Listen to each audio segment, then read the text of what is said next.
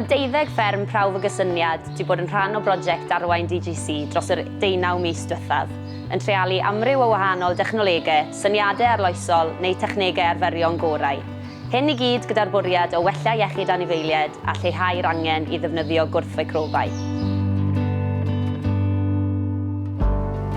Hi, I'm Tom Pletcher, and as part of the Arwain DGC project, we've been looking at lameness in the dairy herd. We've installed an automatic footbath by hoof count, which is located in the exit race of the milking parlour, which means the cows are footbathed twice daily. Since using the footbath, the incidence of digital dermatitis has reduced from 7% of the herd being infected to 0.9.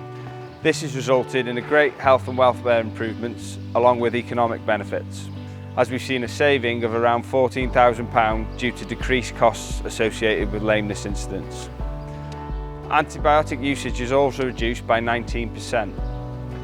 It has also had many other uses in terms of labour savings, as we don't have to manually fill the footpath twice a day, and it means we don't have to handle the chemicals going into the footpath.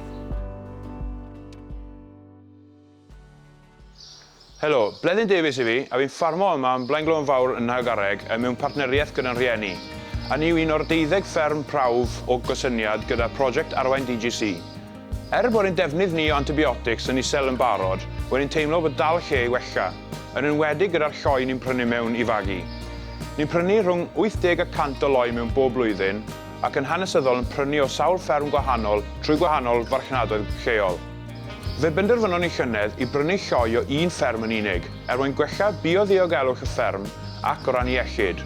Mae hwn yn cael effaith mawr iawn, gyda llai o achosion o pneumonia yn gyffredinol. Ni hefyd wedi bod yn treialu system tagiau clust Well Caff gan gwmni Smart Bell. Mae'r tagiau yma'n monitro tymheredd a symudedd pob llo drwy'r amser. Unrhyw ymddygiad anarferol wedyn, dwi'n cael alert drwy'r app sydd ar fy ffôn.